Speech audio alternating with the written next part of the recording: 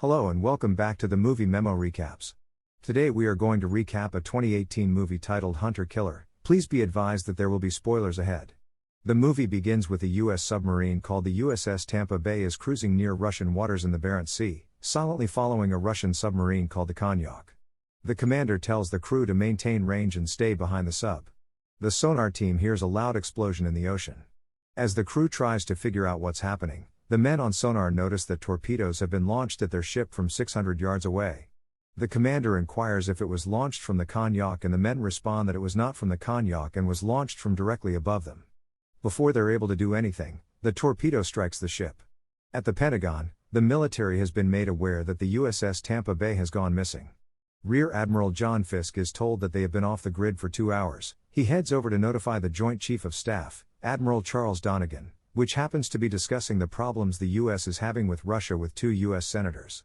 Admiral Donegan is alarmed because there's classified systems aboard the USS Tampa Bay. Admiral Fisk is forced to remind him that there's also 110 men aboard. He suggests sending the USS Arkansas with Commander Joe Glass to investigate since it's the closest submarine they have, which is stationed at the Fossland Naval Base in Scotland. Commander Glass is hunting in the Loch Haber Highlands in Scotland and he gets the call. A helicopter arrives seconds later to pick him up. As the commander stands admiring his ship, XO Edwards arrives with his top-secret orders.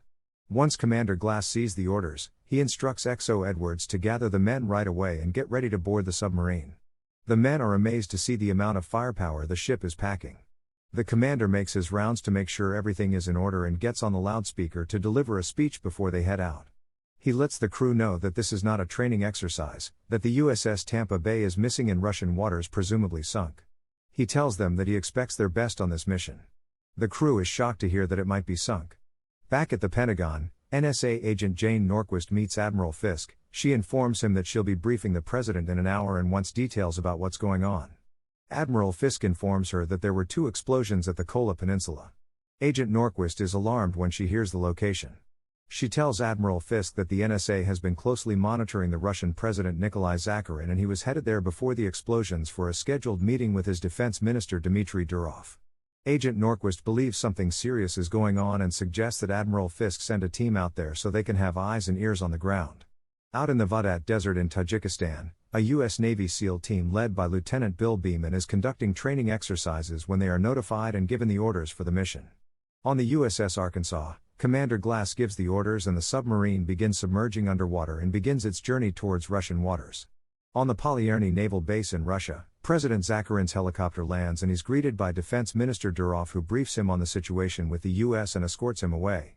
On the Navy SEAL plane that's headed to Russia, Lieutenant Bill Beeman orders the team to place their dog tags and personal belongings in a box and warns them that if they get caught on the wrong side of the fence, they never existed. In the Kola Peninsula, the USS Arkansas is 40 miles away from the Russian coast.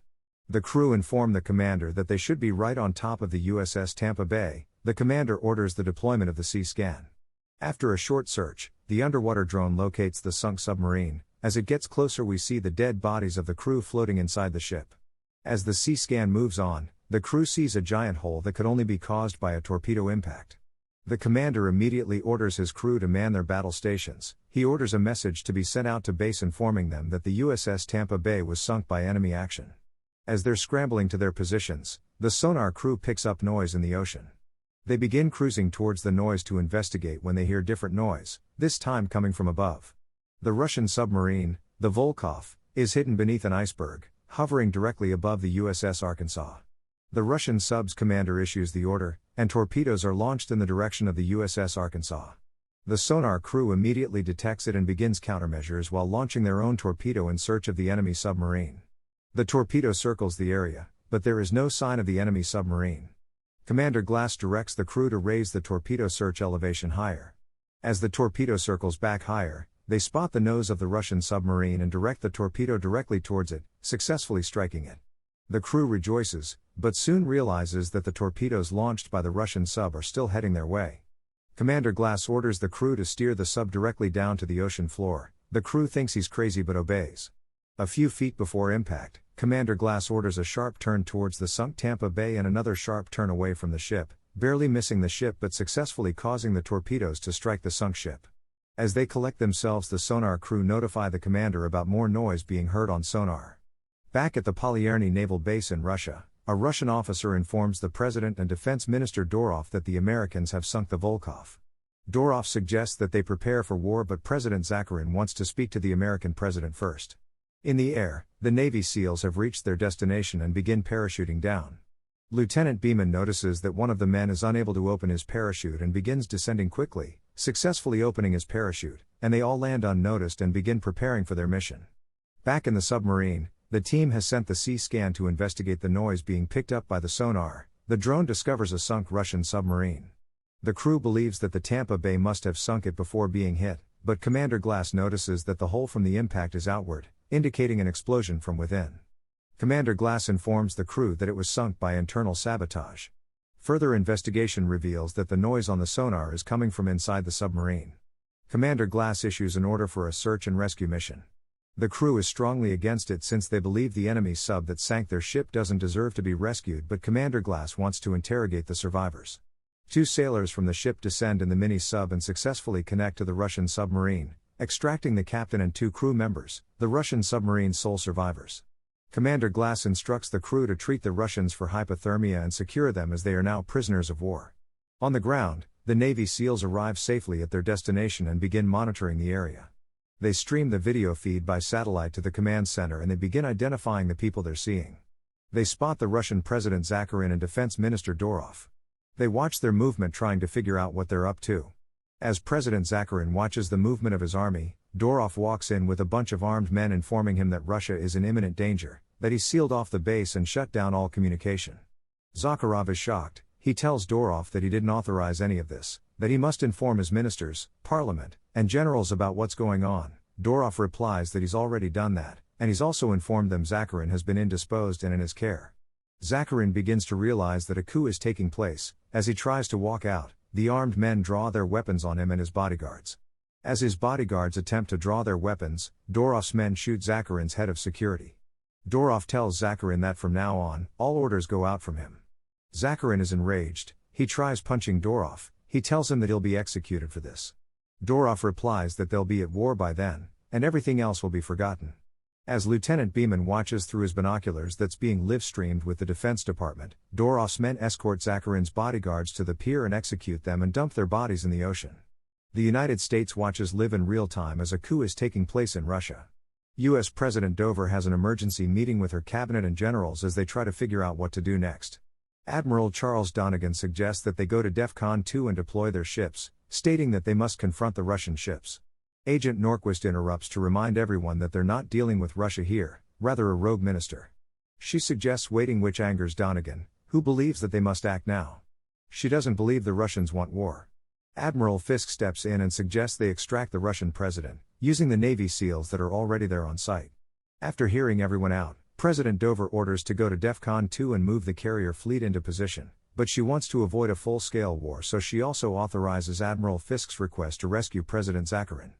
Back on the USS Arkansas, Commander Glass notifies the crew of the mission to rescue President Zakharin. XO Edwards is against the mission. He believes it's impossible and tells Commander Glass that the entire area is mined and covered with sensors and sonar fields. No matter how many precautions they take, it's impossible to get in there undetected. Commander Glass agrees and tells Edwards that they're going to need the commander of the Russian submarine to assist them. Commander Glass enters Captain Andropov's room. He begins by telling Andropov that they did not sink his ship. He shows him pictures of the explosion that shows the outward explosion. He tells him that they were not attacked but were sabotaged. Andropov is shocked but refuses to cooperate with the enemy. Commander Glass tells him that they are not the enemy is whoever sabotaged his sub and killed his men. He goes on to tell him about the coup that's taking place and about the mission to rescue Zakharin. Commander Glass tells him that they cannot do this without him. Andropov is still hesitant, so Commander Glass reminds him that he risked a court-martial to save his life. Back in Russia, an officer notifies Durov that they've picked up an unauthorized transmission around the base. Durov orders them to find it. Durov's men head to the tower where the SEALs are hiding out, to investigate. They begin to scour the place looking for intruders. One of the men begins firing up on the tower, hitting one of the SEALs on the leg. Though in a lot of pain, he doesn't make a sound until the men begin to exit the area. Once gone, the SEALs begin treating his leg. He got lucky the bullet missed the bone. Lieutenant Beeman tells the SEALs about the mission to rescue and extract the Russian president and about the USS Arkansas that's headed their way to extract them. The men are surprised to hear the U.S. submarine will be coming that deep into Russian waters. Back on the USS Tampa Bay, the ship is nearing the Kola Peninsula. As Commander Glass gives the crew his final words of encouragement, Captain Andropov appears, ready to help the crew. Commander Glass orders for XO Edwards to get the captain set up. Edwards is fiercely against giving access to Captain Andropov to classified information. He tells the commander that he will get court-martialed for this. Commander Glass promises to keep him alive so that he can testify. Captain Andropov takes a look at the monitor and shows the crew the path to navigate to avoid underwater mines. The USS Tampa Bay slowly cruises through the waters with the crew nervously waiting. They get to an area that has sound sensors. Commander Glass orders complete silence from this point. Down in the torpedo room, one of the bolts is not tightened all the way and begins to cling. The crew hurries to tighten it before they set off the sound sensors. As he finishes, he drops the wrench, which is caught by one of the men inches away from the floor. They get to a heavily mined area and Captain Andropov shows them an alternative route. Edwards believes they are being led to a dead end. He tells Commander Glass to look at the chart. Andropov tells the commander that their chart is wrong. They continue to cruise nervously, and everyone is relieved when the sonar crew confirms that there is an opening. The Navy SEALs jump in the water and start making their way towards the building where President Zakharin is being held. Once out of the water, they come across what looks like a dead body. Turns out to be Russian Presidential Security Service agent Oleg. He has survived the attack. He draws his gun on the SEALs, and after a brief standoff, both sides quickly understand that they're on the same team in the situation. The SEALs tell him that they're here to rescue President Zakharin, and he offers to help. They climb the building and enter through the balcony and neutralize all three men inside. Once in, they blow the door into the room that Zakharin's being held. After a fierce firefight, they begin climbing down with the president. Oleg stays behind to hold them off, but he's gunned down shortly after, but not before pulling the rings off a few grenades and taking a bunch of Dorov's men with him. As the SEALs escape, one of them, Devon, is shot and killed. Aboard the Arkansas, Commander Glass dispatches two of his men aboard the mini-sub to pick up the SEALs and the president. The SEALs race towards the water to their rendezvous point as they're being chased by Dorov's men and a whole lot of firepower. They become pinned down with nowhere to go. Just as the men begin to lose hope, Martinelli, the sniper from the SEALs team, begins picking off the enemy one by one, from the distance. Lieutenant Beeman and Matt are able to rush the president to the coast. They jump in the water and swim down towards the rescue sub, but Matt is killed underwater from the barrage of bullets unleashed from Dorov's men above. Lieutenant Beeman gets President Zakharin aboard the rescue sub but goes back to save Martinelli. Dorov is informed that Zakharin got away. He becomes enraged and orders a complete lockdown of the waters. Inside the Arkansas, the sonar team hears noise and sees that there's a Russian destroyer right on top of them. Captain Andropov tells the crew that he knows that destroyer, that he trained the men on that ship himself. The destroyer begins firing on the Arkansas, forcing it to dive all the way down to the bottom of the ocean floor, causing a cloud of sand with the torpedoes landing right next to it, narrowly missing it. Back on land, Martinelli is chased down and pinned down with nowhere to go. Lieutenant Beeman arrives right as they were preparing to execute him and saves his life. On the Arkansas, the ship is leaking from multiple locations from all the explosions caused by the destroyer. A torpedo falls, pinning one of the men. As the crew helps lift the torpedo, the Russian destroyer hears the noise on their sonar and circles back to locate the USS Arkansas. Commander Glass is informed that none of their weapons are operational due to the flood in the torpedo room. Seconds later, the sonar crew informs him that the destroyer has locked on. Everyone on board looks hopeless. Commander Glass asks Captain Andropov to get on the phone and explain to the crew of the destroyer what is going on. Commander Glass believes the crew will be loyal to him. As Captain Andropov gets on the phone, he starts naming the crew one by one. He proceeds to tell them that he's on board the USS Arkansas with President Zakharin and to hold their fire.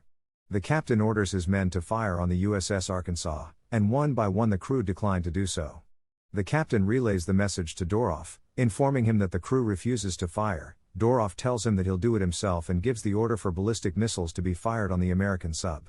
On the Arkansas, the crew has managed to fix the problem they had in the torpedo room and are now able to engage.